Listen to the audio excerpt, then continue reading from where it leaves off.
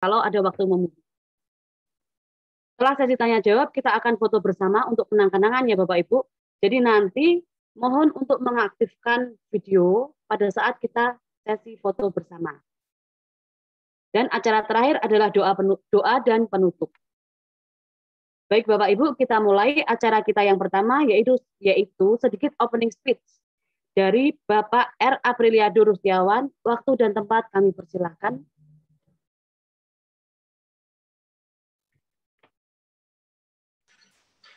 Bismillah, wassalatu wassalam ala rasulillah, amma ba'du. Yang saya hormati narasumber kita, Bapak Ferry Atmaja. Yang saya hormati Ibu Moderator, yang saya hormati rekan-rekan panitia, dan juga tentunya semua peserta webinar BPU ini. Assalamualaikum warahmatullahi wabarakatuh. Pertama-tama kita panjatkan puji syukur atas kehadirat Allah, Tuhan Yang Maha Esa, yang telah memberi kita waktu, kesempatan, dan segala hal sehingga kita dapat insya Allah mengikuti webinar ini dalam 1 jam ke depan yang insya Allah penuh berkah juga. Dan tentu sebagai umat beriman, khususnya Muslim, kita harus bersolawat kepada Nabi Muhammad SAW yang semoga kelak memberi syafaat kepada kita semua di hari akhir. Baik, langsung saya masuk ke substansi acara aja, bahwa pertama kami dari panitia dan umumnya dari komunitas bela-bela UMKM mengucapkan terima kasih yang sebesar-besarnya kepada para pihak, semua pihak, para peserta, dan lain sebagainya, sehingga acara webinar ini insya Allah bisa terselenggara dalam kurang lebih 1 jam ke depan. Dan nanti ada banyak dinamika yang akan terjadi, disampaikan oleh narasumber maupun nanti dirangkum oleh Ibu Moderator. Harapan kami webinar ini bisa menjadi semacam semangat pembaruan, semacam ide atau inspirasi terkait potensi bisnis, dalam hal ini kuliner ya. Jadi nanti akan dipaparkan oleh Mas Ferry Atmaja, yang nanti teman-teman juga saya minta bantuannya untuk mikrofon off dulu supaya tidak berisik dan disimak dengan saksama, sehingga ketika ada yang mau ditanyakan atau hal sesuatu yang kurang jelas, nanti langsung bisa disampaikan melalui kolom chat untuk kita jawab bersama, terutama oleh dari Bapak Ferry, dari narasumber. Jadi secara singkatnya, acara ini secara resmi insya Allah kita buka, kita ikuti bersama-sama dengan penuh syukur, penuh khidmat, yang semoga menjadi berkah, menjadi manfaat bagi kita semua. Dan sekali lagi saya sampaikan bahwa kami dari komunitas bela-beli UMKM ini terbuka ya, terbuka untuk siapa saja untuk kita bergabung. Intinya adalah kita bersinergi bersama, berkolaborasi bersama, kita bekerja sama dengan sebaik mungkin, sehingga harapan kita sesama pelaku UMKM pada umumnya dan juga pebisnis kuliner pada khususnya itu bisa mempunyai wadah untuk sinergi. Jadi kalau kita berjalan sendiri-sendiri, terutama di masa pandemi 1 tahun terakhir ini, saya kira agak sulit ya. Jadi memang harus kita selalu kompak, saling sinergi, saling membantu, saling backup, khususnya bagi para kita pelaku UMKM. Nah, kita tahu bersama ya, jadi dalam 1 tahun terakhir memang pandemi ini membuat hampir atau bisa dibilang mayoritas hampir semua usaha itu pasti terpuruk. Namun di sisi lain ada juga usaha yang mampu bertahan, bahkan usaha itu ada yang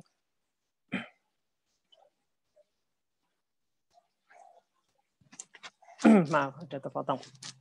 Bahkan ada juga usaha itu mampu bertumbuh. Jadi ketika ada suatu hal itu kita jangan patah semangat, terkhusus seperti sekarang ini yang pandemi menimpa kita semua, tetap kita lihat sisi positifnya bahwa pasti ada kemudahan bersama kesulitan. Jadi pasti di situ ada, karena janji Allah memang ada di situ ya, kita harus yakini. Baik, dari saya kurang lebih tidak terlalu panjang lebar, nanti materi akan kita kasihkan saja lebih banyak lagi, lebih eksplor lagi nanti kepada para narasumber dan juga nanti moderator. Dari saya rasa cukup itu. Sekali lagi, webinar ini secara resmi kita buka, bismillah, dan kita simak dengan sebaik-baiknya. Jangan lupa yang mau bertanya, silakan bertanya melalui kolom chat. Demikian yang bisa saya sampaikan, semoga menjadi manfaat. Kurang lebihnya saya minta maaf. Saya tutup. Assalamualaikum warahmatullahi wabarakatuh. Waktu dan layar saya kembalikan ke moderator. Terima kasih banyak Aldo untuk waktunya. Nah, acara selanjutnya kita masuk ke acara inti ya. Pasti Bapak Ibu ini sudah nggak sabar menanti-nantikan acara ini. Yang hari ini Bapak Ibu kita kedatangan narasumber yang sangat keren. Beliau seorang pengusaha. Beliau ini adalah owner Restoprex. Jadi cabangnya itu sudah ada di mana-mana Bapak Ibu. Keren banget ya. Dan saya dapat bocoran. Untuk usaha Restoprex-nya aja sudah ada 7 cabang Bapak Ibu. Wow. Mantap ya. Dan untuk nasi uduk sate Fatimah, beliau sudah ada 4 cabang. Pokoknya mantap banget ini. Belum lagi yang usaha kuliner yang lainnya masih ada beberapa. Nah, saya nggak usah panjang lebar lagi. Bapak Ibu pasti nggak sabar juga ingin mendengarkan paparan materi dari Bapak Ferry Atmaja. Kalau bisa curi ilmunya, Bapak, curi ilmunya, belajar dari pengalaman beliau mengelola usahanya. Ya, oleh karena itu, waktu dan tempat kami persilahkan kepada Bapak Ferry Atmaja. Monggo, Pak Ferry.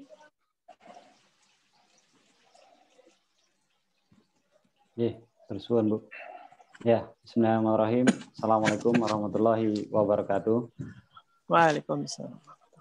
Innal hamdalillah nahmaduhu wa nasta'inuhu wa nastaghfiruhu wa na'udzu billahi min shururi anfusina wa min sayyiati a'malina. May yahdihillahu fala mudhillalah wa may yudlilhu fala hadiyalah. Asyhadu an la ilaha illallah wahdahu la syarikalah wa asyhadu anna Muhammadan abduhu wa rasuluh. Allahumma sholli ala Muhammad wa ala ali Muhammad kama sholaita ala Ibrahim wa ala ali Ibrahim wa barik ala Muhammad wa ala ali Muhammad innaka Hamidum Majid. Kama barakta ala Ibrahim wa ala ali Ibrahim wa barik ala Muhammad wa ala ali Muhammad innaka Hamidum Majid. Qala Allah Ta'ala fil Qur'anil Karim ya ayyuhalladzina amanu ittaqullaha haqqa tuqatih wa la tamutunna illa wa antum muslimun. Alhamdulillahirabbil alamin. Puji syukur bagi Allah Subhanahu wa taala. Karena berkat rahmat dan hidayahnya kita masih diberi kesempatan untuk belajar ilmu cara berusaha. Kita bersyukur atas nikmat kesehatan yang diberikan kepada Allah Subhanahu wa taala. Kita masih diberi waktu untuk hidup di dunia ini. Nikmat itu tidak ada apa-apanya dibandingkan ada satu nikmat yang paling nikmat yang dimiliki oleh umat muslim terutama, yaitu nikmat iman dan nikmat Islam. Ya, insya Allah nikmat ini akan kita pertahankan sampai akhir hayat kita nanti.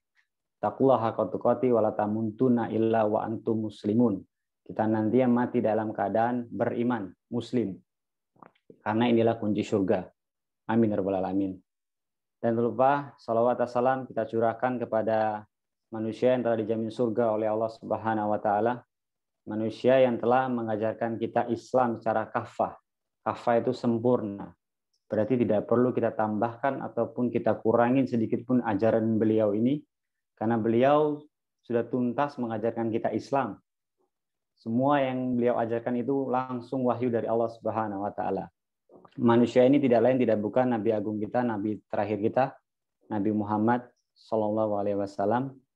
Salawat dan salam kita curahkan kepada keluarga-keluarga beliau, istri-istri beliau, para anak beliau, para sahabat, tabi'in dan tabi'in. Ya, alhamdulillah sebelumnya saya ucapkan terima kasih kepada panitia yang telah mengundang saya untuk sedikit berbagi pengalaman tentang cara berusaha. Mohon maaf ini tidak ada PowerPoint atau materi ya. Karena memang profesi utama saya itu ya berwirausaha, jadi jarang pakai PowerPoint. Kadang kalau saya bikin PowerPoint itu ngomongnya itu nggak sesuai PowerPoint justru ya, justru ngalir berdasarkan pengalaman yang saya alami. Ya, judul kita kali ini potensi bisnis kuliner ya. Utamanya mungkin saya baca di tornya itu tujuannya di saat pandemi ini bisnis apa yang potensial. Sebenarnya bukan di saat pandemi saja.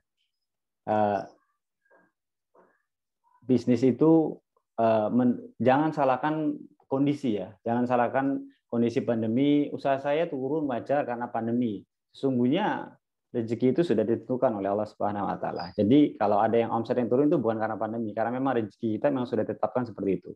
Justru secara ikhtiar bagaimana kita sebagai wirausahawan mempunyai sikap atau mempunyai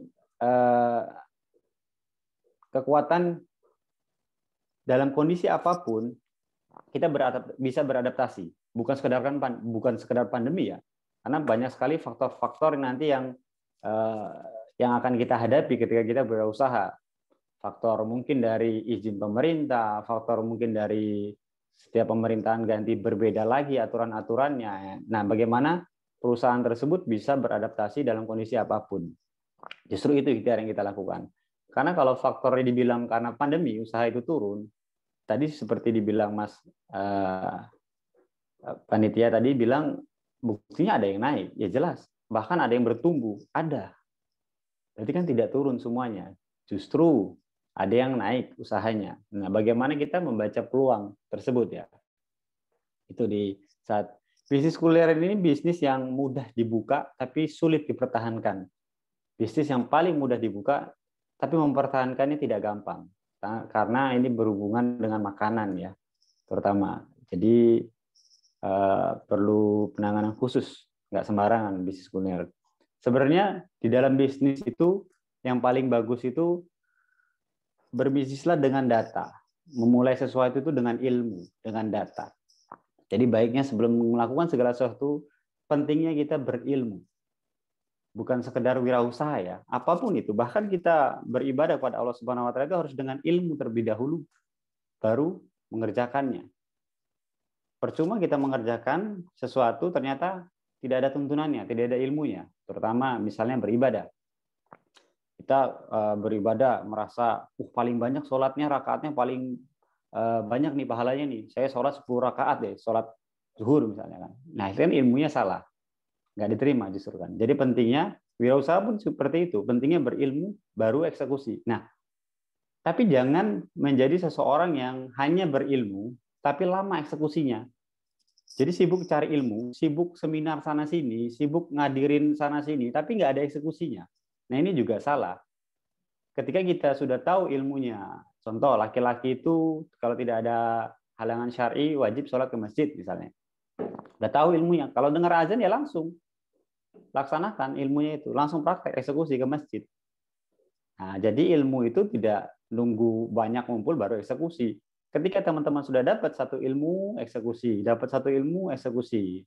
Kebanyakan orang gagal itu melakukan segala sesuatunya tanpa ilmu, langsung eksekusi. Kebanyakan orang gagal, dia berilmu toh, tapi nggak ada eksekusinya. Itu justru berbahaya, nol, nggak teori doang ya. Dan rata-rata orang yang gagal lagi, dia sudah berilmu, dia sudah eksekusi, tapi tidak ada evaluasi. Karena belum tentu apa yang kita eksekusikan dari ilmu kita itu sudah benar. Harusnya tetap dievaluasi. Makanya menuntut ilmu itu nggak ada batas sampai akhir hayat. Terus siapa tahu ilmu yang kita anggap benar itu salah. Perlunya evaluasi. Kemudian itu terus berputar. Ketika sudah evaluasi, cari ilmunya lagi. Eksekusi lagi. Evaluasi lagi. Terus. Kebanyakan kita itu dari hasil evaluasi itu nggak dipakai lagi untuk eksekusinya. Evaluasi yang lama. Jatuh ke lubang yang sama. Padahal dievaluasi ternyata uploadan ini kurang menarik. Misalnya. Besok diupload lagi model yang kayak gitu. Karena hasil evaluasinya itu nggak dipakai lagi. Cuman selesai. Contoh misalnya acara ini. Habis acara ini ada evaluasi nggak? Yang mengadakan acara ini. Apa evaluasinya? Yang kurang apa ini? Besok ketika ngadain acara, kalau ada yang kurang-kurang itu diperbaiki. Jangan mengulangi kesalahan yang sama. Jadi terus. Jadi organisasi yang bagus itu yaitu ilmu, eksekusi, evaluasi, cari ilmu lagi yang benar seperti apa, eksekusi terus berputar. Itu yang benar. Sebelum masuk, perkenalkan dulu, saya akan memperkenalkan diri saya. Lupa tadi di awal, mungkin sudah kenal kalau namanya. Nama saya Ferry Atmaja, domisili saya di Jogja. Saya lahiran di Palembang, tapi lama di Jogja dari SMA, dari tahun 2002 saya sudah di Yogyakarta. Orang tua juga semua sudah pindah di Jogja dari tahun 2002. Terus saya mulai berwirausaha itu awal kuliah. Qadarullah SMA kelas 2, ayah saya dipanggil oleh Allah Subhanahu wa taala. Ada hikmah di balik musibah. Setiap musibah itu pasti ada hikmah. Ketika kita memang mau cari tahu apa hikmahnya. Kemudian alhamdulillah saya bisa membiayai kuliah saya sendiri, bisa ngasih orang tua. Dari usaha saya di zaman kuliah itu saya usaha bukan kuliner, clothing ya, baju jualan online. Zamannya Kaskus, forum jual beli, belum ada yang marketplace yang sekarang ini. Terus lulus kuliah, saya memutuskan tetap wirausaha. Langkah pertama yang harus kita lakukan ketika kita wirausaha itu, saya ya waktu itu minta izin orang tua dulu. Apapun yang ingin kita lakukan, mintalah izin orang tua, karena doa restu orang tua itu sangat powerful, saya bilang. Nah, saya tidak diizinkan wirausaha ketika saya lulus kuliah karena takut ijazah saya nganggur. Saya suruh daftar kerja, saya ikutin kemauan orang tua saya, sana sini nggak keterima, ya karena setengah-setengah juga. Terus qadarullah akhirnya diizinkan daripada di rumah nggak ngapain wirausaha. Intinya saya rubah dulu mindset orang tua saya. Sebenarnya orang tua itu bukan melarang, tapi ingin yang terbaik buat anaknya. Ketika anaknya bisa membuktikan dengan wirausaha kita berhasil, orang tua bahagia. Kita loh yang berhasil. Orang tua tuh bahagia ngelihat kita bahagia. Dengan kerja kita bisa bahagia ya, jadi nggak ada yang salah. Bagaimana kita bisa membuktikan saja. Nah, mindsetnya saya buka dulu orang tua saya ajak ke warung-warung yang rame, SS pada saat itu. Cabang karyawannya banyak, saya bilang. Peluang kebermanfaatan itu lebih tinggi potensinya, saya bilang, ketika saya berwirausaha. Akhirnya kebuka, boleh, saya buka. Kemudian saya mulai berhijrah, menurut saya ya, saya mulai berhijrah. Ketika saya buka usaha pertama kali itu, langkah pertama itu gabunglah komunitas yang satu frekuensi ya. Ketika wirausaha ya curhat yang memang mindsetnya wirausaha. Beda kalau kita mindsetnya bekerja.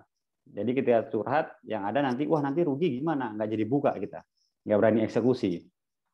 Nah, yang saya lakukan ketika saya wirausaha pertama kali, bangkrut ya, 1,5 tahun, itu pertama itu bertakwa kepada Allah Subhanahu wa taala, menurut saya. Takwa menurut saya ya pada saat itu ya. Kemudian ilmunya nggak berilmu, langsung eksekusi aja. Belum pernah jualan online, nggak tahu paham, nggak pembukuannya juga sembarangan, langsung asal aja, nggak ada pembukuan. Saya main buka saja. Cuma memang di situ dapat pengalaman ya. Jadi belajar itu lebih bagus itu memang dari pengalaman sebenarnya. Tapi kalau bisa sudah tahu ilmunya di awal teorinya lebih bagus sebenarnya.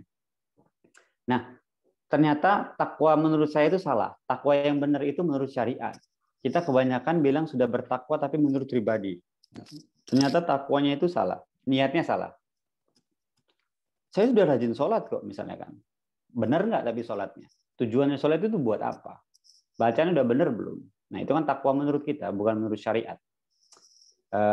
Saya melakukan segala sesuatu amalan ibadah saya itu untuk usahanya rame. Sholat biar usahanya rame. Sedekah biar usahanya rame. Nah itu yang kesalahan yang saya pribadi lakukan pada saat itu. Menjadikan ibadah saya untuk usaha. Padahal ketika kita hanya mengejar dunia, tempat kita di neraka. Memang kita itu meminta kebaikan dunia dan akhirat di doa kita. Tapi ketika kita fokus dunia, biasanya akhirat itu nanti lalai. Beda ketika kita akhirat yang kita kerja, dunia itu akan ikut. Man kana fid dunya hama, ketika tujuan utama kita dunia, Allah akan mencerai-beraikan urusan kita, memfakirkan kedua bola mata kita, kelihatannya kaya tapi hidupnya nggak tenang. Buat apa? Punya kekayaan yang banyak kan? Di luar sana orang yang kaya raya, materinya luar biasa tapi nggak tenang hidupnya. Itu banyak. Nggak bisa tidur. Kasurnya, rumahnya mewah, nggak bisa tidur dia. Mau merem aja susah banget. Nah, ini yang apakah ini yang kita cari? Sungguhnya ketika kita mengejar akhirat, Allah akan membuat kaya di dalam hati kita. Jadi kekayaan itu sungguhnya ada di dalam hati. Hati yang kaya.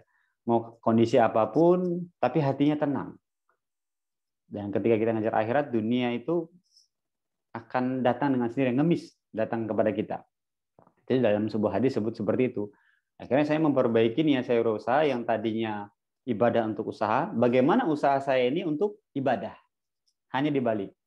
Usaha, jadikan ibadah. Terapkan syariat Islam di sana, pelajari fikih muamalah sebelum berwirausaha, jangan asal-asalan, karena sangat penting belajar fikih muamalah. Terutama apalagi tadi membahas tentang sinergi antar muslim. Karena kebanyakan sinergi kalau nggak paham muamalah secara syar'i itu salah kadang. Tidak profesional, itu salah. Melakukan segala sesuatu tanpa perjanjian. Afwan-afwan aja kalau ada kesalahan. Nah ini kan salah. Banyak yang nggak profesional.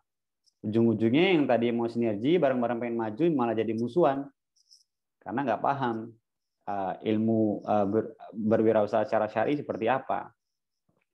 Sebelum Umar bin Khattab pun bilang seperti itu ketika kita berdagang, ya pahami dulu fikih muamalah. Dan sebelum fikih muamalah ada ilmu yang wajib kita pahami terlebih dahulu utama, yaitu ilmu tauhid. Itu yang paling utama. Tauhid itu ketakutan kita kepada Allah Subhanahu wa taala. Karena kenapa? Kita udah pahami ilmunya fikih muamalah itu riba, misalnya. Transaksi itu riba. Dan kalau sudah tahu ilmu yang masih ngelaksanain itu dosanya lebih besar karena sudah tahu ilmunya. Maka itu bentengi dengan tauhid. Ketika tauhidnya sudah kuat, apapun kondisinya insya Allah kita tolak dengan menjaga lingkungan yang baik karena keimanan orang itu naik turun. Tidak ada keimanan itu naik terus. Maka dari itu yang menjaganya itu iman kita itu lingkungan yang baik untuk saling mengingatkan. Itu ya niat wirausaha kita benahi, kemudian saya mengaca pada diri saya juga, sebelum kita bahas jauh itu, tujuan kita berada di dunia ini untuk apa dulu? Niat kita hidup di dunia itu untuk apa dulu? Nah, itu yang perlu dipertanyakan pada diri kita terlebih dahulu, sebelum kita membahas lain-lain. Manusia dan jin diciptakan untuk illa liya'budun, beribadah kepada Allah Subhanahu wa taala. Maka dari itu, dari kita terbangun sampai tidur lagi, niatkan semuanya itu beribadah kepada Allah Subhanahu wa taala. Sesungguhnya niat yang baik itu sudah dihitung pahala walaupun belum tercapai. Maka dari itu bercita-citalah boleh setinggi mungkin tapi untuk Allah, karena Allah Subhanahu wa taala. Karena kadang kita bercita-cita nih, habis ikut materi ini, habis dapat ilmu, saya pengen cita-cita nanti punya cabang 1000 cabang misalnya kan ya. Agar saya punya rumah yang besar, agar saya beli mobil yang ini. Tapi niatnya hanya dunia. Seakan-akan kita tuh lupa. Ada salah satu faktor yang itu akan datang ke semua umat bumi di dunia ini. Faktor itu apa? Ajal. Itu pasti datang. Dan kita nggak tahu kapan kita dipanggil. Tadi udah punya cita-cita yang tadi, belum tentu tercapai. Besok udah dipanggil nggak tercapai. Jangankan 10 tahun lagi. Ternyata hari ini kita udah dipanggil, kita nggak tahu. Padahal niatnya hanya dunia. Beda ketika kita niatkan karena Allah. Kalau habis dari acara ini usaha saya berhasil, cabangnya banyak, ribuan, qadarullah nggak tercapai, insya Allah dari pahala. Karena niat yang baik dan tulus ikhlas dan sesuai tuntunan, walaupun nggak tercapai, sudah dihitung pahala. Berarti tidak ada lagi kata gagal ketika wirausaha. Kebanyakan kan takut gagal orang berwirausaha itu. Jangan takut gagal ketika niatnya karena Allah. Mungkin bisa gagal di dunia, di akhirat belum tentu gagal.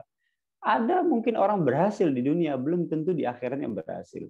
Ya, semoga kita semua ini berhasil di dunia dan di akhirat nantinya. Itu yang harus kita tanamkan. Kemudian kembali ke topik utama kita tentang bisnis kuliner tadi. Ya, bisnis kuliner memang mudah dibukanya, ya gampang. Sekarang itu banyak sekali referensi itu di mana-mana bisnis kuliner. Zaman dulu mungkin lebih susah ya. Zaman dulu itu mau cari resep aja harus beli bukunya ke Gramedia misalnya kan. Sekarang susah sekali. Sekarang itu sangat mudah. Dan satu lagi, bisnis kuliner itu tidak harus fashionnya itu bisa masak atau kuliner. Kalau saya bilang itu berwirausaha, kalau saya pribadi ya, pendapat berbeda-beda. Kalau saya pribadi itu berwirausaha itu kadang kan orang harus sesuai fashion. Menurut saya fashion itu diciptakan, bukan sesuai. Segala sesuatu yang tadi dia bilang fashion, pasti awalnya nggak fashion. Baru belajar badminton, awalnya dia juga belum bisa badminton, bukan fashionnya dia. Lama-lama dia udah terbiasa, akhirnya jadi fashion di situ. Jadi sesungguhnya nggak harus fashion. Sesungguhnya Fashionnya wirausaha itu satu, jualan.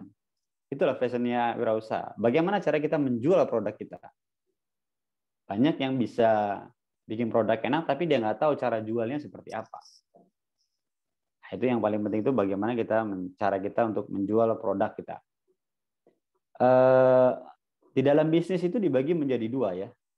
Ada yang memulai bisnis itu dari produk, ada yang memulai bisnis itu dari market. Tidak ada yang salah, tapi ada plus minusnya. Ketika kita memulai dari produk, kita fokus ke kuliner misalnya ya. Tiba-tiba buka bisnis, aku mau buka sate kuda, aku mau buka ini biar tampil beda misalnya kan ya. Kira-kira marketnya ada nggak? Berarti kita harus cari dulu marketnya. Qadarullah nggak ada, harus edukasi dulu. Plusnya, kita akan jadi pionir kalau ini rame. Biasanya ini belum red ocean kalau mulai dari produk. Nah, lebih mudah lagi kalau saya lebih suka mulai dari market. Market butuh apa, baru saya bikin produknya. Market itu STP ya, segmenting, targeting, positioning. Segmenting itu ibarat kita mancing di kolam mana. Kita mau mancing di kolamnya seperti apa? Di empang kah? Di pemancingan kah? Di laut? Atau di mana? Segmentingnya, menengah ke atas atau menengah ke bawah. Kalau di market misalnya segmen itu. Targeting lebih spesifik. Oh, ikannya mau ikan apa nih? Ikan nila, ikan lele, atau ikan apa yang mau kita pancing di kolam itu? Yang ada di situ. Kemudian kita lele tentukan deh. Lele itu umpannya apa? Paling dia suka makannya. Ya sudah, kasih aja kita bikin umpan yang lele itu. Itu kalau kita mulai dari market butuhnya apa. Maka pentingnya berbisnis dengan data. Saya kasih contoh seperti ini. Pentingnya bisnis dengan data. Jogja, pandemi. Kita bahas tentang pandemi saja. Kan ini kan ingin membuka bisnis di saat pandemi atau mempertahankan atau membuka baru ya di saat pandemi sekarang ini. Baca dulu datanya. Market kita sisanya siapa di sini? Setiap daerah itu berbeda-beda ya. Saya kasih contoh Preksu deh. Preksu itu di Jogja ada 6, di Malang 1, Jawa Timur. Jogja itu turun signifikan. Tapi Malang stabil bahkan bisa naik sekarang di saat pandemi. Kenapa? Karena target utama Preksu itu mahasiswa. Dan mahasiswa di Jogja itu hilang. Hampir 70% hilang. Tapi di Malang kan mahasiswa juga kan? Beda. Karakter mahasiswa Malang dan mahasiswa Jogja beda. Kalau Malang itu Jawa Timur lingkungannya masih. Jadi dia balik-baliknya tetap balik ke Malang lagi. Dekat. Beda ketika Jogja. Jogja itu hampir luar pulau. Jadi yang balik lagi sedikit. Paling dari Solo mungkin bisa balik lagi ke Jogja. Jadi marketnya yang hilang. Saya sudah melakukan strategi apapun untuk naikin kembali omset di awal sebelum pandemi, sulit. Karena ternyata datanya konsumen saya hilang. Berarti saya harus merubah market Preksu ini tadi ke market yang sisa di Jogja. Kita baca dulu deh. Faktanya di Jogja itu market yang sisa itu faktanya keluarga, pekerja, SMA, mungkin pelajar ya, masih ada di sini, tinggal stay Jogja, dan wisatawan tuh masih, di Jogja masih. Wisatawan kuliner khususnya ya, bukan wisatawan yang lainnya. Coba cek deh, tempat-tempat wisata kuliner Jogja masih ramai apa enggak? Jangan kaget ya, masih ramai sekali wisata kuliner itu.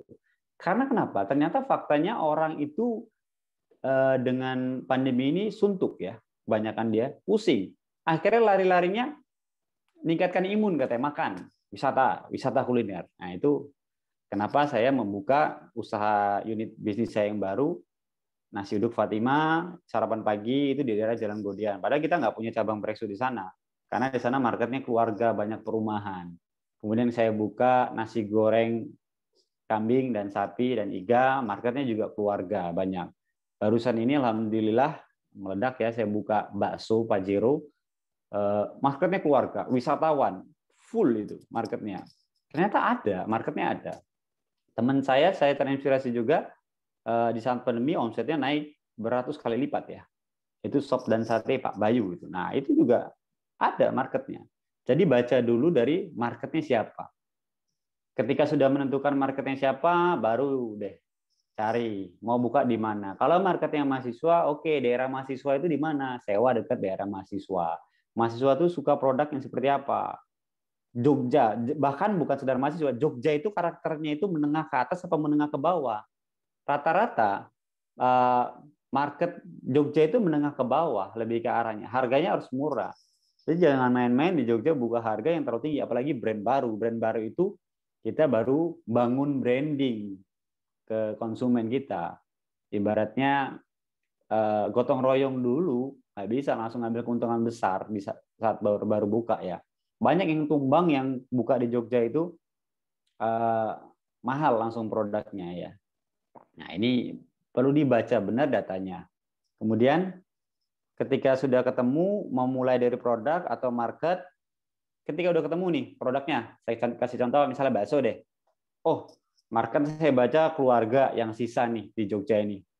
Pekerja, kemudian wisata. Produk yang seperti apa nih yang mau saya bikin? Saya cari. Jadi kalau mau cari inspirasi sekarang itu ya, kadang kan bingung mau bisnis apa. Karena memang referensi kita kurang banyak. Carilah referensi yang banyak. Referensi itu bisa bertemu dengan orang, tapi saat sekarang ini kan kondisinya sulit ya karena pandemi. Itu di sosial media itu sudah sangat nolong zaman sekarang ya. Mudah sekali sosial media itu. Jadi sering-sering lihat tuh analisis kuliner mana yang viral. Kenapa dia viral?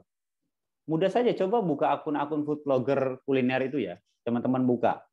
Yang food blogger Jakarta, Jogja. Lihat postingan mana yang paling rame. Komenan mana yang paling rame. Like mana paling rame. Pahami dia. Kenapa dia rame? Orang berarti suka produk seperti ini. Nah, saya pesan kepada teman-teman wirausaha khususnya kuliner ya. Sifat yang harus dihindari pada diri kita, yaitu sifat kemayu. Sifat kemayu itu memuji dirinya sendiri, senangnya. Jadi bukan by data. Kita bikin suatu produk, enak menurut kita, tapi nggak menurut konsumen. Kadang kita buka misalnya, kok aku sepi ya? Sana kok rame banget ya, produknya sama misalnya. Padahal punya aku lebih enak. Nah, kita kan selalu kayak gitu bilangnya kan. Itu kemayu itu. Belum tentu. Berarti market suka seperti itu. Misalnya dia buka, oh mie ayamnya itu terlalu manis, tapi rame banget. Ah enggak, saya mau bikin mie ayam yang nggak terlalu manis. Padahal market sukanya seperti itu. Jadi kita mau jualan untuk lidah kita apa untuk lidah market kita? Ini jangan sampai salah ya. Jadi jangan kemayu saya bilang tadi kan. Justru value produk itu secara fungsional rasa itu untuk kita itu nggak dinilai rasa kita itu. Yang dinilai itu rasa konsumen. Benar-benar disurvei. Ketika saya buka nasi goreng, saya mensurvei rasa saya. Nasi goreng itu saya kirimin ke teman-teman. Ke rumahnya langsung saya datengin. Cobain kurang apa. Satu lagi tidak boleh idealis. Sebagai wirausaha nggak boleh idealis. Idealis merasa dirinya yang paling benar. Nggak mau menerima pendapat orang lain. Nah ini bahaya nih. Ketika memang ada pendapat itu lebih baik, kenapa tidak ya kan? Ini sifat idealis nggak boleh. Don't just be yourself kalau saya bilang. Kan ada yang kata-kata orang just be yourself. Jadilah diri sendiri. Boleh jadi diri sendiri ketika memang itu baik. Terkadang just be yourself-nya itu salah. Kalau mau jadi itu seperti siapa yang benar itu bukan jadi diri sendiri. Just be Rasulullah SAW. Itulah contoh paling baik. Bukan kita, sebenarnya diri kita sendiri. Kalau mau jadi contoh ya. Just be Rasulullah itu yang paling baik. Jadi sifat idealis dihilangkan terlebih dahulu. Karena kalau udah sifat idealis, susah itu mindsetnya dirubah. Produkmu nggak enak. Nggak enak kok gini-gini. Ya sudah. Yang nggak bilang nggak enak itu hampir 20 orang misalnya. Dari 21 uji coba, tetap masih pede dia. Enak kok, enak ya. Berarti kamu tuh bukan nyari kritik dan saran, nyari pembenaran, nyari konco bilang enak. Nah ini yang salah. Ketika buka usaha nggak boleh kayak gitu. Bener nggak sih orang itu suka produk cemilan ini? Oh ini laris banget, bener. Bener itu harus by data. Di daerah itu bener nggak memang seperti itu. Kalau boleh sih bagusnya sebelum buka bener outletnya uji coba beneran, uji coba yang kita kenal, jujur jawabnya, kita butuh kejujuran. Kadang mungkin yang nggak kenal langsung coba seperti apa rasanya, benahi lagi, itu yang harus kita lakukan. Nah ketika sudah ketemu produk, misalnya saya ketemu nih tadi, market bakso itu ternyata masih luas. Saya lihat waktu itu di YouTube ada yang melakukan kuesioner. yang voting hampir 1 juta orang. Dia menyebutkan kuliner mana yang kalian favorit. Ada sate, ada lain. Ternyata bakso itu 60% yang jawab favorit. Berarti hampir 600.000 bilang bakso suka. Wah, berarti pencinta bakso itu banyak, walaupun red ocean. Jadi jangan kadang kita bisnis, itu red ocean, udah terlalu banyak. Dilihat dulu, masih luas nggak? Peluangnya masih banyak nggak? Kalau masih banyak, bisa masuk, masih bisa. Ketika red ocean. Nah, akhirnya ketemulah produk bakso. Bakso itu saya survei, wah, saya makan tempat bakso-bakso itu, bahkan di Facebook saya sempat survei bakso mana di Jogja paling enak. Ada yang bilang itu, saya samperin satu-satu. Saya lihat, saya analisis konsumennya datang siapa sih? Oh, rata-rata pekerja jam makan siang. Oh, ini. Nah, itu kita baca. Kita data, kita bikin. Kemudian ketika udah ketemu produk bakso, kita harus punya value. Kita harus punya nilai agar dibeli orang produk kita. Value itu dibagi menjadi 3. Yang pertama secara fungsional, yang kedua secara emosional, yang terakhir secara spiritual. Value yang harus kita miliki itu 3 macam ya. Nah, value fungsional itu mutlak, default, harus dimiliki semua usaha. Fungsi itu dari produk yang berkualitas, harga yang sesuai market, produk berkualitas dan stabil ya, bukan enak di awal doang, yang lainnya nggak enak. Dan ini sebenarnya bukan, kalau default itu bukan value yang harus dibangga-banggakan. Karena orang semua bisa bikin value fungsional ini. Mudah. Nah, saya pernah bertanya kepada seseorang yang mau buka cabang di Jogja. Di luar Jogja dia punya ribuan cabang. Kemudian dia mau buka di sini, fried chicken ya. Dia mau buka di sini. Saya tanya, value-nya apa Pak? Mau berani masuk Jogja, saya bilang. Karena di Jogja ini sudah ada dedengkotnya, saya bilang kan. Ada 2 macam lagi. Ada roket, ada olive ya. Jawabnya, value-nya rasa saya enak. Rasa enak, saya bilang kan. Apakah dedengkot 2 ini rasanya nggak enak di Jogja? Ketika kita bilang value-nya dia rasanya enak. Membandingkan enak dan enak itu sulit. Bukan value, susah. Beda ketika kita membandingkan enak dan tidak enak. Itu clear. Nggak usah pakai value apapun, pakai itu pasti orang beli yang ke arah enak, bukan tidak enak. Tapi kan ini yang membandingkan antara yang enak, enak banget, yang satu bilang enak, yang satu enak. Beda yang ketika memang hancur banget rasa tidak enak saingan kita. Nah, ini kan sulit ya.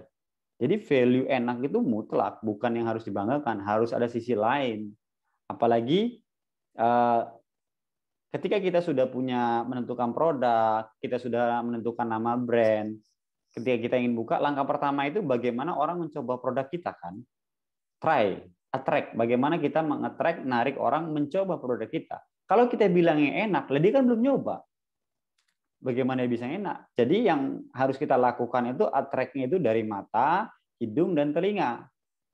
Ketika dia ngelihat itu, brand produk kita itu, kontennya memang sudah kita setting, bikin dia, ini enak nih kayaknya. Bikin dia penasaran. Dari cerita itu, ceritanya, iya kok ceritanya heboh banget. Bikin kita datang. Dari baunya itu, kok baunya wangi banget ya. Bikin kita pengen. Kalau lidah kan belum coba. Jadi attract itu indera hidung, telinga, dan mata dulu. Ketika ingin orang untuk mencoba produk kita, itu attract. Bagaimana cara kita mau attract seseorang. Attract itu banyak macam ya. Ada yang attract 1000 porsi makan gratis. Itu dulu saya lakukan. Dulu ya. Sekarang saya tidak melakukan itu lagi. Sesungguhnya marketing terbaik di kuliner itu produk yang enak. Clear sudah sebenarnya. Produk yang benar-benar enak. Sebenarnya tadi ya, kalau saya bilang tadi, value saya produk enak. Asal sabar dan stabil bikin. Lama-lama itu akan marketing dari mulut ke telinga ke mulut lagi. Itu akan rame. Tapi kuncinya sabar. Tapi kebanyakan kita kan nggak sabar. Sebenarnya bisa percepatan. Jadi legend-legend itu, kenapa legend-legend itu masih laris? Ya karena memang dia udah lama. Yang nyobain udah banyak. Udah nyebar ke sana sini udah banyak. Tapi memang butuh waktu. Tapi ada cara dengan ilmu, itu bisa mempercepat. Supaya orang mencoba produk kita. Produk itu bisa ngelain pelayanan, saya bilangnya. Karena sebagus apapun pelayanan kita, secepat apapun, kalau produknya tidak enak, itu orang nggak balik, susah. Beda ketika produknya itu enak banget, tapi pelayanannya lama. mungkin emosi saat aku nggak bakal balik sini lagi. Buktinya balik lagi banyak. Kangen makan di sana, kangen. Jadi produk yang enak itu tetap number one ya. Default saya bilang, default itu memang harus kita miliki value produk ya. Dan produk itu ketika brand baru harus punya cara attract itu wow produk. Yang ketika orang lihat itu wow experience, new experience, pengalaman baru, bakso. Pengalaman apa yang baru belum ada tempat lain. Maksudnya belum ada tempat lain itu bukan berarti yang belum ada sama sekali, yang memang market nggak suka. Beda ya. Tapi market tetap suka. Misalnya nasi goreng. Wow produknya saya bikin nasi goreng iga bakar yang iganya besar. Iga bakar kan sudah ada, tapi saya perpadukan saja. Tapi masih masuk orangnya. Baksonya saya bikin yang di Jogja bakso sumsum ya. Tulang skengkel itu saya lapisi bakso. Nah, experience orang kan, apalagi dunia sosial media sekarang, kita itu harus menyiapkan konten bagaimana caranya konten produk kita itu tanpa dia perlu kamera yang bagus, jebret udah hasilnya bagus. Orang kan butuh di komen, butuh di like postingan orang itu. Jadi kontennya udah kita persiapkan secara baik. Dengan wow produk saya juga jeroan komplit di Jogja terkomplit. Itu ya, dari fungsional. Kemudian yang kedua dari emosional. Emosional ini lebih powerful juga untuk menunjang fungsional ya. Menunjang saya bilang, tetap jangan hanya mengandalkan emosional saja, nggak ada fungsionalnya. Emosional itu lebih ke arah dia membeli produk kita bukan sekedar kenyang, tapi ada sesuatu yang dia beli bukan sekedar kenyang. Saya kasih contoh ketika saya ada orang jual ayam geprek 10.000, rasanya enak, murah. Kemudian ada pesaingnya bikin juga rasanya enak dan murah 9,5. Secara awam pasti kita lari ke 9,5. Karena itu lebih murah, rasanya enak sama. Tapi beda ketika saya bilang yang jual 10.000 sahabat terbaikmu. Yang jual 10.000 itu tetanggamu misalnya kan, teman terbaikmu, orang yang menolong kamu. Berarti emosional dapat, akhirnya kita beli ke sana. Itu sisi emosional. Yang jualan itu muslim yang taat misalnya kan ya. Akhirnya dia beli ke sana. Saya makan ke sana itu bukan sekedar dapat kenyang. Kenapa nggak tahu tentrem kalau makan di sana itu suasananya. Itu emosional, segi emosional ya, value emosional yang bisa kita dapatkan.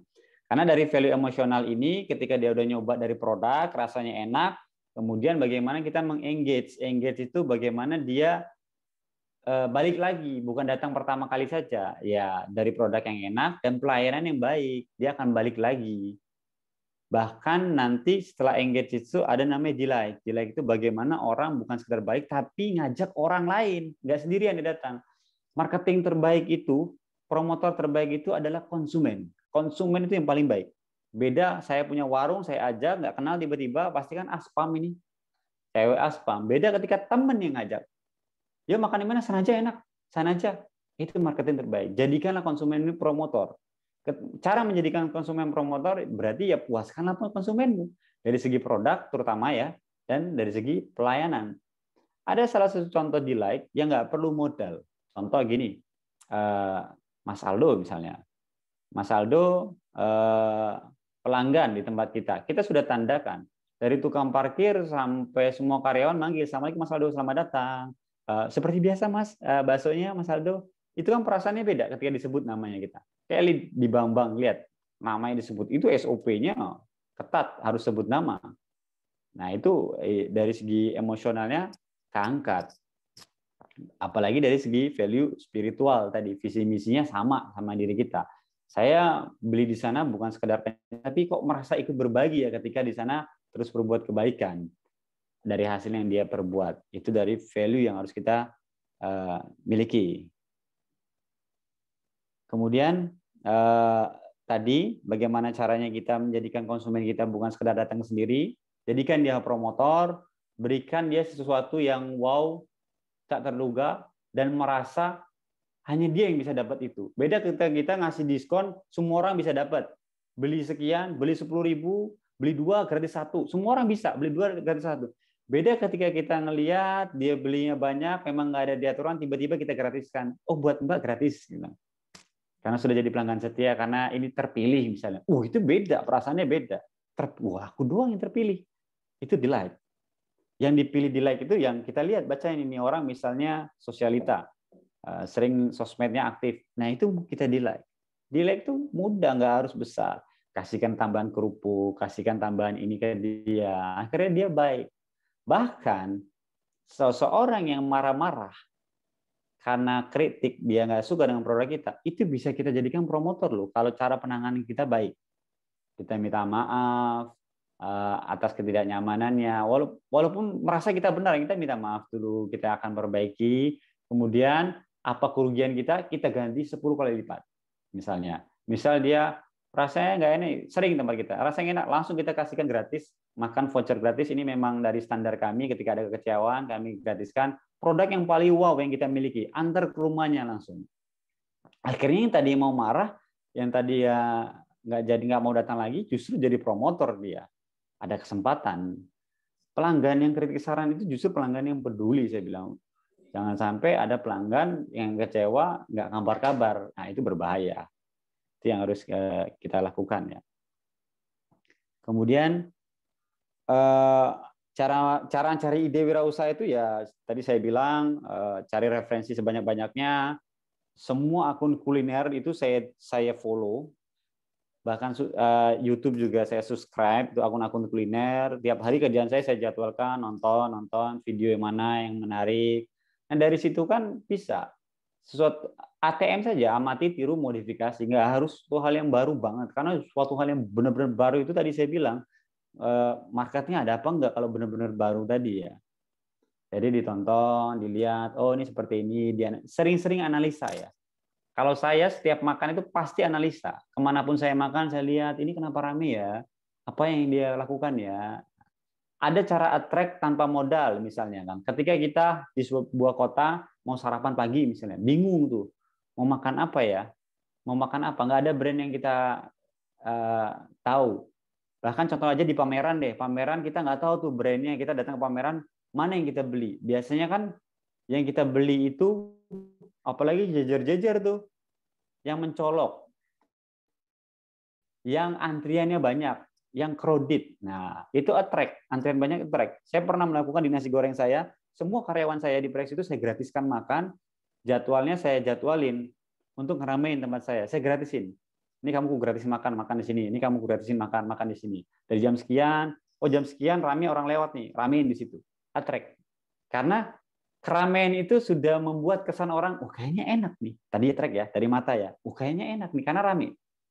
Kadang sudah ada yang menyeting, ada sebuah restoran mie itu, dia udah menyeting, kasirnya langsung ada ke jalan. Ngantrinya di jalan dia, memanjang supaya kelihatan di jalan ada keramaian di sana. Itu attract. Itu bisa dilakukan attract. Kalau untuk marketing sebenarnya mudah sekali zaman sekarang ya, apalagi di dunia sosial media. Tapi nggak sembarangan. Ada juga yang dia endorse, paid promo, tapi nggak rame karena nggak dipersiapkan kontennya. Dia iklan nggak by data. Padahal ada jam upload yang bisa rame itu jam kapan aja. Itu ada ilmunya. Terus kontennya harus seperti apa, harinya harus seperti apa. Saya kasih bocoran, hari kalau mau ngupload paid promote, misalnya kita mau paid promote iklan di akun kuliner. Kenapa penting iklan di akun kuliner? Saya kasih contoh kayak gini. Segala sesuatu sebelum itu kita itu harus punya tujuan ya, punya goal untuk melakukan sesuatu. Karena kalau nggak punya tujuan tuh bingung arahnya mau kemana. Contoh saya mau punya target omset sehari 20 juta misalnya kan. Rata-rata transaksi orang itu 20.000. Berarti saya harus menghadirkan 1.000 konsumen supaya tercapai 20 juta. Apakah saya harus iklan ke 1.000 orang? Kan nggak mungkin 1.000-nya datang semua. Saya kalikan 10 deh, 10%-nya aja deh. Misalnya berarti 100.000 orang harus tahu produk saya ini, sudah saya siapkan, biar 10%-nya datang. Maka itu pentingnya kita endorse, karena dia punya base, massa, akun, bisa dari endorse, bisa jadi kita personal branding kita, bangun kolam di sana. Nah, itu kita bisa iklankan paid promote ya di sana. Paid promote, siapkan konten yang menarik. Konten menarik itu ya analisa lagi. Langkah melakukan paling mudah itu dengan melihat benchmark. Benchmark itu contoh yang sudah ada itu seperti apa. Konten yang ini menarik. Brand ini menarik. Produk yang ini menarik. Konten-konten yang pedas yang menarik di Indonesia misalnya. Seperti itu. Jadi jam upload diperhatikan. Hari yang paling bagus upload sosial media, misalnya saya analisis. Saya itu upload kalau paid promote tidak pernah di weekend. Kenapa? Karena weekend itu sudah orang tahu referensinya, dia udah mempersiapkan. Sudah tahu mau kemana, justru sebelum weekend iklannya, supaya dia scroll akhirnya, oh besok weekend saya mau ke sini. Nah itu jam-jamnya juga, jam upload yang bagus itu jam makan siang, ketika orang istirahat, pagi bangun tidur biasanya orang buka HP, atau habis maghrib orang pulang kerja, kadang sambil buka HP dia. Karena sudah lama nggak buka HP seharian, akhirnya maghrib mau pulang dia buka, dia scroll. Akhirnya kita bisa FYP, bisa masuk viral di halaman utama, direkomendasikan oleh pihak sosial medianya. Nah, itu penting harus yang kita lakukan ya, membaca data, bahkan itu di-upgrade terus. Kadang kan algoritmanya terus berubah. Nah, itu harus kita baca. Bahkan jangan sembarangan juga iklan ke paid promote-nya itu sembarangan akun. Karena ada akun yang berdampak, ada yang juga nggak berdampak. Kita lihat apakah followernya benar apa enggak, bagus apa enggak, itu dilihat. Selama dia upload tuh rame nggak yang nge-like, komennya banyak nggak, mana yang komennya banyak. Jangan kita memasakkan ini lebih murah nggak apa-apa, tapi nggak berdampak, sama aja buang sia-sia. Lebih baik nambah sedikit, tapi ini paling berdampak, siapkan. Nah itu yang harus kita siapkan ya untuk di paid promote. Kemudian tadi saya tulis apa nih? Yang terakhir mungkin yang bisa saya sampaikan, bagaimana caranya kita istiqomah dalam melakukan segala sesuatu. Yang pertama jelas berilmu. Teruslah berilmu, carilah ilmu yang paling benar. Kalau ilmu agama jelas yang paling benar itu ya kalau Allah dan kalau Rasulullah, bukan kata pribadi. Dan berilmu tidak kesembarangan orang. Kalau saya bilang pribadi, kadang kan ada kata-kata yang kalau saya sih belajar ilmu ke siapa aja, yang penting ambil baiknya, buang buruknya. Nah, ini kan selalu ada kata-kata seperti itu. Kalau saya pribadi, menurut saya salah. Ambil baik, buang buruknya. Berilmu itu harus lihat-lihat orang. Karena ilmu itu ada dua macam. Ilmu yang baik dan ilmu yang buruk. Ilmu yang sesat. Jadi jangan sampai salah. Ketika kita bisa bilang ambil baik, buang buruk, berarti kita sudah merasa berilmu, bisa membedakan mana yang baik dan mana yang buruk. Syaratnya itu ya. Kan tadi bisa menentukan, ini baik, ini buruk. Berarti kita udah berilmu dulu dong. Oh ini baik, oh ini buruk. Berilmu ya. Dan kulu Bani Adam khotta. Bani Adam itu tidak lepas dari dosa. Pasti ada kesalahan. Maka dari itu ketika iman orang itu kan pasti naik turun. Kadang keceplosan, kadang salah ngomong. Begitupun pada guru kita. Kadang ada guru yang salahnya nyeplos. Berarti bukan sekedar ambil baik, buang buruknya. Ketika guru kita ada menyampaikan keburukan dan salah, harusnya dinasihatin, bukan dibuang buruknya. Dengan cara yang baik. Nasihati dengan cara yang baik. Perantara yang baik, dengan sikap yang baik. Kita nasihatin. Syarat menasihati guru, berilmu tadi. Tadi kan katanya bisa membedakan baik dan buruk. Jadi berilmu nggak sembarangan orang ya. Ilmu itu harus dilihat. Dan kalau saya bilang, apalagi ilmu wirausaha ya, belajarlah sesuai kondisi kita. Contoh anak SD belajarnya ya pelajaran SD. Jangan anak SD belajar pelajaran SMA. Baru buka tapi ikut ilmu bisnis tentang scale up. Buka aja belum berani kok udah belajar scale up gimana? Pusing yang ada. Pembukuan misalnya. Ya belajar baru buka, belajar bagaimana ada pemasukan, ada pengeluaran, ada barang yang sisa dicatat, pencatatannya itu sudah dicatat. Jangan langsung belajar forecasting ini pusing. Ya berjalanan waktu mulai, saya butuh ini, belajar ini. Saya sudah jalankan ini, belajar ini. Pelan-pelan belajarnya saya bilang. Karena kalau lompat anak SD suruh belajar mata kuliah, anak kuliahan, ya nggak bisa, pusing yang ada dianya kan. Umat biasa langsung. Jadi harus sesuai ya. Istiqomah itu dengan cara berilmu. Yang kedua, carilah lingkungan yang baik, yang satu frekuensi. Yang ketiga, ini yang kadang kita lupakan. Ketika kita sudah mencari lingkungan baik, tinggalkan lingkungan yang buruk. Banyak kita udah nyari lingkungan baik, tapi lingkungan buruk nggak ditinggalin. Itu tinggalin lingkungan yang buruk. Jangan sok-sokan masuk ke lingkungan yang buruk. Katanya pengen buat orang-orang yang di lingkungan buruk itu jadi baik. Salah. Harusnya tarik dia ke lingkungan baik, baru dia jadi baik. Kalau kita tetap masuk ke lingkungan yang buruk, yang ada kita terjerumus lagi dalam keburukan. Itu. Yang terakhir ya berdoa kepada Allah Subhanahu wa taala, ihdinas siratal mustaqim, minta petunjuk supaya ke jalan yang lurus agar kita selalu dipermudah oleh Allah Subhanahu wa taala. Karena orang-orang yang bertakwa itu jalannya dipermudah. Ada orang ingin menuju suatu jalan ke tempat, itu butuh waktu berliku-liku baru ketemu. Tapi ada orang, qadarullah, dia tinggal lewat lurus, nyampe sesuai tujuan. Itu sudah Allah yang memudahkan jalannya. Ada orang melakukan strategi bisnis, udah kayak gini, wah hasilnya nggak ketemu-temu, belok sana sini baru nyampe dia. Baru rame warungnya. Tapi ada orang, dilala rame, qadarullah rame, katanya. Ya itu orang-orang yang bertakwa, insya Allah jalan yang permudah. Itu yang harus kita lakukan. Mungkin itu yang bisa saya sampaikan. Kurang lebihnya mohon maaf jika ada salah kata datang dari pribadi saya, dan kebenaran itu datangnya dari Allah Subhanahu wa taala. Kita lanjutkan nanti ke tanya jawab. Saya kembalikan kepada moderator. Terima kasih. Terima kasih banyak Bapak Ferry untuk sharing-sharing dan untuk ilmunya yang sangat menginspirasi ya Bapak Ferry ya. Menarik sekali ya Bapak Ibu ya. Baiklah Bapak Ibu, sebelum kita masuk ke sesi tanya jawab, kita santai sejenak ya, biar capek, nggak bosan ini, biar nggak pada ngantuk. Kita boleh ya sambil lihat-lihat video sebentar ya. Monggo Mas Ahmad.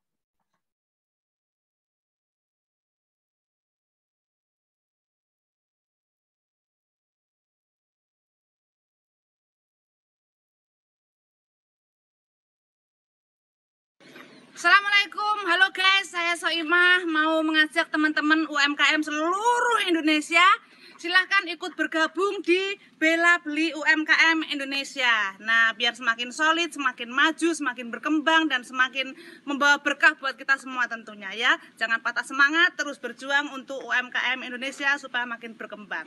Oke, terima kasih. Assalamualaikum.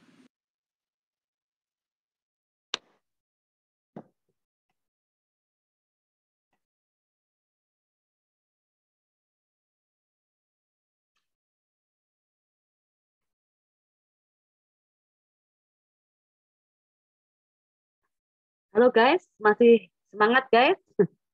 Kata Mbak Soimah tadi ya Bapak Ibu ya, masih tetap semangat Bapak Ibu ya?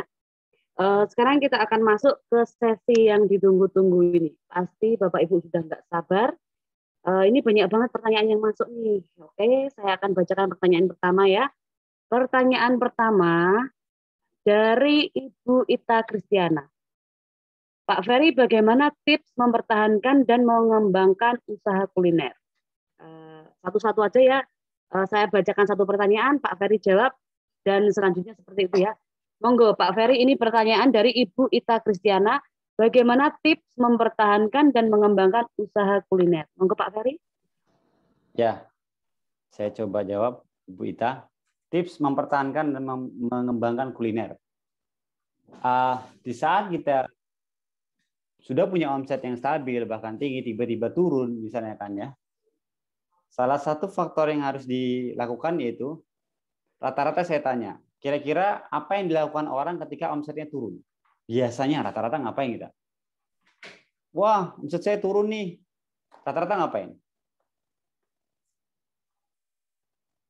Coba jawab di komen. Ada nggak? Biar kita lihat komen. Teman-teman, kemudian omsetnya tiba-tiba turun, diskon, apalagi? Yang dilakukan, inovasi produk, terus apa lagi? Kira-kira. Dia udah punya udah rame dia nih, tiba-tiba kok lama-lama turun-turun, apa yang dilakukan? Promosi, terus. Apa lagi? Kira-kira. Sebagian besar ini ya. Nah, ini yang kesalahan, mungkin cukup ya. Ini mungkin yang kesalahan yang dilakukan, launching produk baru. Oke. Ini ya. Saya jawab ya. Kebanyakan kita itu membuat solusi, tapi salah menentukan masalah. Langkah pertama yang harus dilakukan, sebentar. Yang lain bisa di-mute dulu suaranya. Langkah pertama yang harus kita lakukan, pengusaha itu harus pintar mengidentifikasi masalah. Jangan sampai kita membuat suatu solusi, tapi bukan masalah sesungguhnya. Nah, ini menentukan masalah itu penting loh ya. Kebanyakan kita itu, wah ini harus kayak gini, padahal masalahnya bukan di situ. Ada di lain. Masalahnya ada di lain. Ketika kita omset turun, langkah promosi itu adalah langkah yang paling fatal yang kita lakukan. Tapi kebanyakan kayak gitu ketika omset turun. Padahal Kalau kita melakukan promosi, yang harus dilakukan itu kan biasanya omset turun itu ada 2 faktor cuman. Satu, kualitas produk yang menurun, atau harga yang nggak sesuai market. Udah 2 itu. Harga yang nggak sesuai market itu karena sudah ada market yang baru yang lebih murah, yang bagus misalnya. Oh, ini saya harus ngapain? Atau produknya turun kualitasnya. Perbaiki dulu produk itu yang ada itu, permasalahan tadi. Pelayanannya perbaiki, produknya terus diperbaiki, evaluasi lagi, diperbaiki. Kalau kita turun omset langsung promosi, sama aja kita ngadirin orang baru untuk mengetahui kejelekan produk kita. Berbahaya, lama-lama justru tutup usahanya. Semakin banyak yang tahu keburukan produk kita, karena nggak diperbaiki dulu permasalahan sesungguhnya. Jadi kalau memperbaiki itu sesuai dari permasalahannya. Jadi perbaiki dulu produknya kita. Produk kita sebenarnya bagus nggak sih? Turun nggak sih kualitasnya? Jangan kemayu. Dilihat hasil-hasil kritikan konsumen. Jangan kemayu, enggak tetap enak kok produkku. Padahal banyak konsumen yang udah nggak suka produknya. Jadi perbaiki produknya, kemudian pelayanan yang diperbaiki, mungkin ada evaluasi lagi, oh ada brand baru, keluarin inovasi baru, baru lakukan promosi. Setelah semua udah baik, pelayanan baik, rasa udah stabil, ada menu baru, baru lakukan lagi promosi ke orang. Ini loh kami sudah berubah. Ini loh kami sesungguhnya. Yuk datang lagi, cobain. Oh benar udah berubah. Baru promosi, baru iklan lagi, baru pay promote. Itu yang harus kita lakukan ketika mempertahankan sesuatu itu, sering-sering melakukan evaluasi pada diri kita. Justru kalau ada pesaing itu bagus ya menurut saya. Ada pesaing buka, itu kita akhirnya keluar dari zona nyaman. Akhirnya kita mau mulai inovasi. Biasanya kalau nggak ada pesaing itu santai-santai aja, masih rame aja. Ketika ada, biasanya panik akhirnya. Ya itu membuat kita akhirnya maju, ingin kita berkembang. Inovasi apa lagi ya? Di sana udah buka kayak gini nih, apa yang saya harus lakukan? Itu ya. Ketika ingin mengembangkan produk, ya dilihat juga kemampuan kita, tim kita udah siap apa belum. Kira-kira produk ini memang marketnya udah luas banget belum, sudah membludak belum, baru dikembangkan lagi sesuai kemampuan yang kita miliki. Itu mungkin yang bisa saya jawab. Terima kasih. Untuk pertanyaan Ibu Ita Kristiana sudah jelas ya Ibu ya. Untuk pertanyaan kedua, kita lanjut ke pertanyaan kedua dari Bapak Novan. Bapak apa Ibu ini ya? Bapak ya? Bapak Novan. Bagaimana Preksu bertahan di masa pandemi mengingat sasaran market adalah mahasiswa, di mana kampus masih libur? Gimana ini, Mas Ferry? Monggo dijawab. Ya, kalau untuk bertahan sebenarnya bisa. Tapi kalau untuk mengembalikan modal seperti omset awal, sangat sulit karena marketnya berbeda, kecuali kita merubah marketnya. Yang kami lakukan ya tetap menjaga produk supaya bagaimana stabil. Ya ada hikmahnya, kadang kuantiti yang lebih sedikit itu produknya akan bisa lebih stabil dibanding kuantiti yang lebih banyak ya. Biasanya hanya ngejar cepat. Ya kita jaga dengan market yang sekarang itu dengan melayani sebaik mungkin agar dia puas pelayanan dan dia balik lagi, produk kita enak, dia balik lagi. Untuk yang market yang sudah ada aja, kita ciptakan memang ekonomi lagi turun ya, kita bikin paket murah di Preksu, ada muncul paket murah di sana. Itu yang kita lakukan bertahan di saat pandemi ini ya. Dengan mengalihkan misalnya jadi yang kita kejar itu sebenarnya bukan omset ya, net profit ya, keuntungan justru ya. Buat apa omset gede tapi profitnya kecil? Qadarullah net profit Preksu tidak berkurang, omset bisa berkurang. Ya kami melakukan efisiensi di sana, bahan bakunya kita benar-benar lihat. Kalau dulu mungkin karena udah merasa untung, jadi kebocoran apa-apa itu nggak terlalu dicek, masih untung banyak. Nah sekarang akhirnya qadarullah hikmahnya timnya semakin solid, kita ngelihat oh ini kurang, ini barang yang waste harus disimpan, ini yang harus diperbaiki, jangan sampai kebuang. Itu kita perbaiki dan alhamdulillah ngepres bahan baku akhirnya tidak mengurangi kualitas tapi ya. Qadarullah akhirnya COGS-nya turun. Jadi alhamdulillah kita bagus. Kemudian karyawan-karyawan yang ada itu kita kurangi, kita pindahkan ke brand baru. Dengan brand nasi goreng tadi, nasi uduk Fatimah tadi, dan brand bakso tadi. Jadi operasional SDM di Preksu berkurang, bahan bakunya berkurang walaupun omsetnya tidak balik seperti normal karena memang marketnya sedang tidak ada di Jogja. Kalau saya harus merubah marketnya itu ke keluarga, itu butuh waktu lama, butuh waktu ya, karena sudah melekat marketnya mahasiswa yang geprek pedes misalnya kan. Itu. Oke, terima Itu kasih. mungkin. Ini masih ada pertanyaan lagi ya Pak Ferry ya. Yeah. Masih semangat ini kita. Ini ada pertanyaan ketiga dari Bapak Widi. Bagaimana cara menjaga customer agar setia menjadi pelanggan kita, Pak Ferry? Silahkan. Cara menjaga customer agar setia menjadi pelanggan. Utamanya produk dulu tetap. Bagaimana produk kita itu stabil terhadap customer yang datang. Produk itu benar-benar diperhatikan dengan baik. Kemudian ketika ada yang protes tadi, kita mohon maaf pada pelanggan. Kita selalu berusaha menghadirkan produk yang terbaik. Itu menjaga customer, terutama produk. Percuma customernya dibaikin sebagus mungkin, misalnya customernya dikenal, kita ajak ngobrol terus, akrab sekali, tapi produk kita nggak enak ketika dia makan, itu susah tetap jaganya, apalagi di dunia kuliner. Berarti produknya benar-benar harus stabil. Jadi produk itu penting menjaga customer. Nah, kalau udah produk stabil, jaga customer itu tadi, ketika dia pelanggan setia, tandain orangnya, kita kasih di like bonus-bonus yang tidak terduga kepada dia, pada customer tersebut. Adakan komunikasi yang baik pada customer, ditandai. Ada orang khusus nanda ini orang tiap hari ke sini ini. Nah, biasanya tim kita seperti itu. Namanya siapa tanyain, terus bonusin lah setiap dia datang ke sini ya, bonusin kerupuk lah, bonusin inilah. Memang sudah ada budgeting setiap harinya untuk di like produk yang kita kasih. Produknya nggak usah yang wow-wow. Bagaimana cara kita menyampaikan yang lebih utama. Kita ngasih yang produk wow banget, tapi cara menyampaikannya salah. Nah, itu kurang di like. Yang di like itu cara penyampaian yang lebih utama. Walaupun cuma ngasih tempe mendoan doang, misalnya rombongan nih, rombongan datang, wah ini rombongan sering datang gitu ke sini. Ya udah, tiba-tiba nih kita tambahin pesanannya mendoan panas ya, cuman mendoan panas. Tapi dia, wah ini merasa wow dia, jadi dia setia. Keluhan-keluhan customer itu ya kita dengarkan dengan baik, jawab dengan baik, diusahakan. Tapi kalau ada juga customer yang sudah kita melakukan segala sesuatu perminta maaf tetap kayak gitu, ya sudah, kita berlindung diri pada Allah Subhanahu Wa Taala, berlepas diri aja. Orang kita sudah melakukan yang terbaik kok, minta maaf, mengganti produknya mungkin, itu ya. Dan menyediakan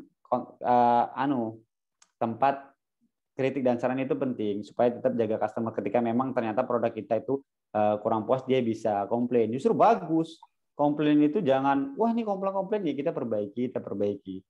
Jadi contoh itu ownernya SS itu, tempat kontak kritik dan saran itu langsung nomor beliau loh. Saya aja save-nya itu nomor beliau, kontak kritik dan sarannya. Dia tahu jadi konsumennya kurang ini perbaikan. Jadi penting ya, walaupun banyak sehari kritik dan saran nggak apa-apa, dan nggak semua saran juga harus dipenuhi. Kita analisa lagi. Kadang ini yang suka, karena setiap konsumen kan berbeda-beda keinginannya.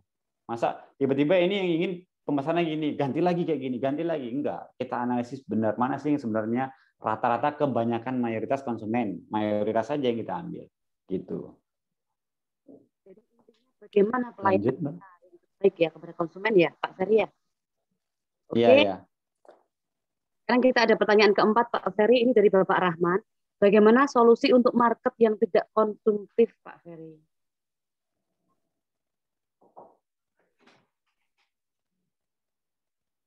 Market yang tidak konsumtif. Nah, ini maksudnya nggak konsumtif itu gimana marketnya? Jadi dia mengatakan lokasinya tidak sesuai. Mungkin lokasinya orangnya gimana tadi? Lokasinya orangnya tidak konsumtif. Sesuai dengan produknya dia. Jadi, makanya saya bilang tadi kan, mulai segala sesuatu harus dengan data. Tadi kalau nggak konsumtif, ternyata produk kita jualannya murah. Kita harus punya quantity biar untung.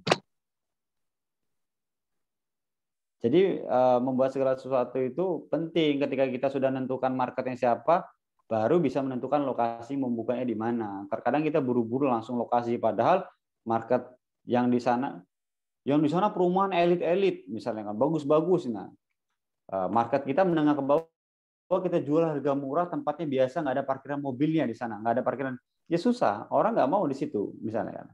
Terus kita jual marketnya itu pengennya mahasiswa di daerah mahasiswa. Jual mahal tapi di sana ekonominya menengah ke bawah. Nah, ini juga susah. Jadi kembali di apakah produk kita itu masih bisa di market yang ada karena udah kadung misalnya tempat lokasi, atau kalau memang mempertahankan lokasi rubah produk kita dengan market yang ada di sana. Kalau memang marketnya off, beda kalau marketnya offline, online ya, itu beda lagi. Kalau marketnya online, luas sekali, bisa banget menjangkaunya. Tapi kalau marketnya, tempatnya dia salah dengan market, itu agak sulit. Berarti cari tempat lain yang marketnya ada sesuai produk. Atau rubah produknya dengan sesuai market yang ada. Konsumtif, biar agar dia konsumtif di sana. Gitu. Banyak sekali ini, ternyata pesertanya sangat antusias sekali nih Pak Ferry, alhamdulillah. Oh, Masya Allah. Ini ada pertanyaan kelima dari Bapak Dana. Bagaimana sih Pak caranya biar kita bisa istiqomah dalam usaha kuliner? Berharap untuk kelancaran rezeki atau berharap untuk pahala? Monggo Pak Ferry. Istiqomah usaha kuliner ya. Tadi saya bilang, gabung ke lingkungan-lingkungan yang satu frekuensi. Memang komunitas pengusaha kuliner ada. Gabung ke yang komunitas pengusaha kuliner, belajar ilmunya di sana. Ilmu kuliner itu seperti apa. Bikin produk mudah sekali sekarang itu ya. Saya ada tim sendiri memang yang bikin produk kayak bakso. Saya belajar langsung ke penggilingannya. Langsung tanya. Jadi jangan ada malu-malu bertanya. Tanya aja, kalau nggak boleh ya sudah. Kalau boleh ngajarin ya alhamdulillah. Itu yang kalau istiqomah usaha kuliner, tapi dilihat juga ya, siapa tahu memang kita nggak cocok di kuliner, siapa tahu loh ya, karena kan rezekinya masing-masing ada beda-beda, siapa tahu memang kalau sabar sih insya Allah bisa kita jadikan passion tadi itu, tapi kalau nggak sabar, nah itu yang agak sulit ya. Nah kalau memang tetap istiqomah tadi lingkungannya sama, satu frekuensi.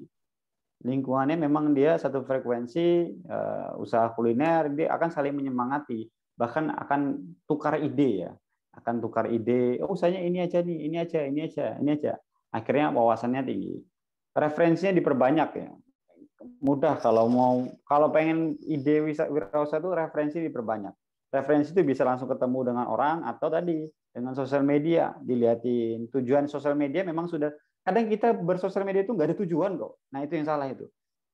Cari dulu tujuan kita bersosial media, yang kebaikannya seperti apa. Kalau udah tujuan enak, jelas. Bukanya itu bermanfaat memang.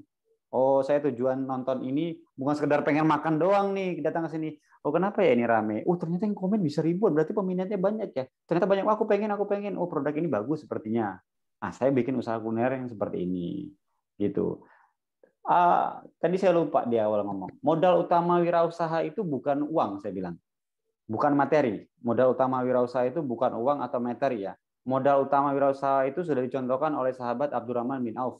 Dari hijrah, dari Mekah ke Madinah hijrah, beliau nggak bawa apa-apa, tanpa materi, hanya bawa baju aja. Ditawarkan harta dan istri oleh sahabat Ansor, dia nggak mau, dia hanya minta tunjukkan pasar. Berarti beliau mempunyai apa? Kemauan yang tinggi.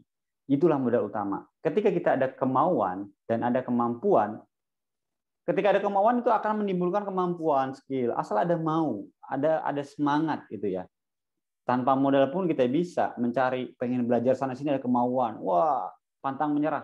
Bahkan mau cari modal pun sekarang ada dengan orang itu yang punya banyak duit, bingung mau uangnya kemana tuh banyak. Asal kita ada kemauan cari channelnya di sana, kita tawarkan konsep kita dengan integritas kita yang tinggi, dengan konsep yang bagus, proposal bisnis yang bagus, insya Allah dapat modal secara syar'i. Jadi kemauannya harus dimiliki. Dan tujuan kita wirausaha itu kan manusia yang paling baik di mata Allah dan Rasul itu bermanfaat bagi orang banyak. Ya kita ingin bermanfaat bagi orang banyak ketika kita wirausaha. Dan manfaat terbaik itu bukan materi. Manfaat terbaik itu menuntun orang ke jalan hidayah. Yang memberi hidayah itu hak prerogatif Allah. Tapi kalau menuntun, kita bisa menuntun orang jalan hidayah. Dan itulah manfaat terbaik bagi kita. Makanya terapkan syariat Islam di usaha-usaha kita. Saya menerapkan wajib sholat agar menuntun orang. Saya nggak wajib yang sudah soleh banget masuk orang, enggak. Justru yang mau belajar agama mau ke sini boleh agar kita tuntun. Puasa Senin Kemis kita ajarkan konsumen supaya Senin Kemis gratis, kita gratiskan. So, kita menuntun orang supaya mengamalkan sunnah-sunnah Rasulullah SAW. Gitu.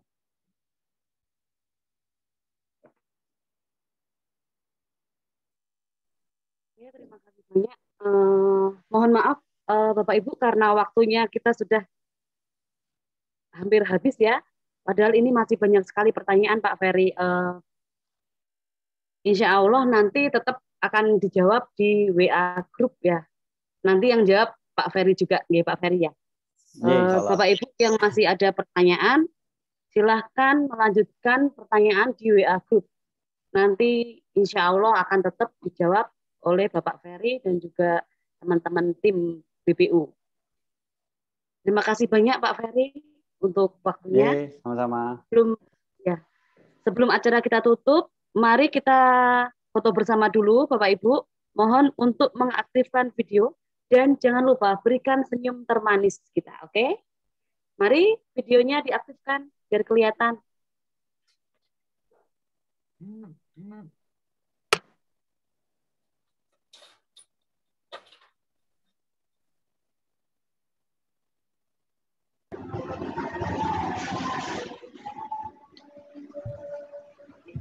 Oke, kalau sudah nanti akan kita beri aba-aba untuk foto bersamanya.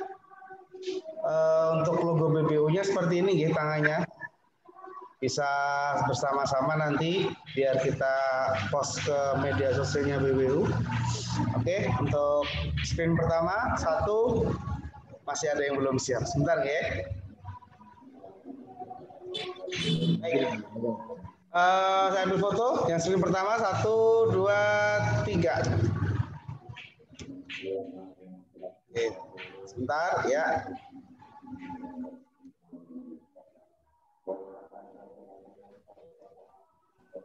Oke, berikutnya.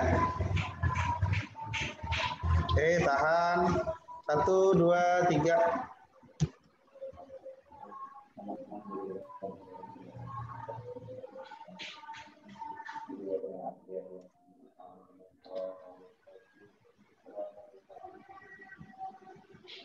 Oke, yang terakhir.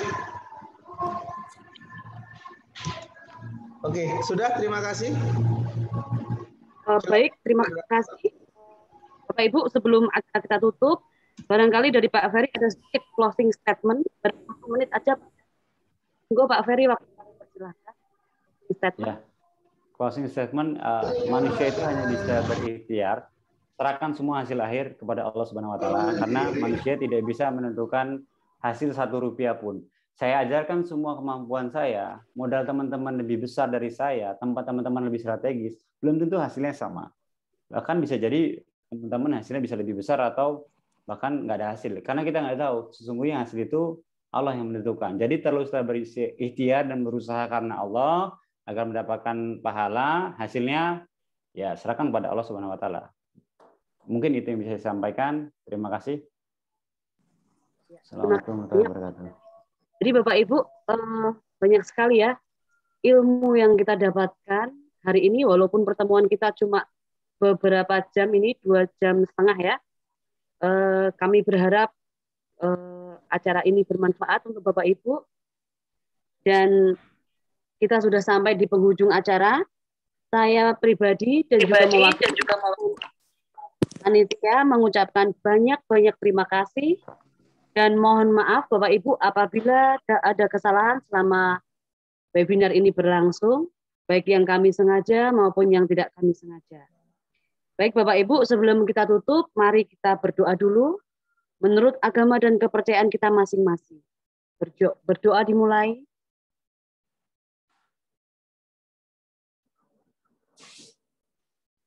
Berdoa selesai. Terima kasih banyak Bapak Ibu. Sampai jumpa di acara kita selanjutnya. Terima kasih.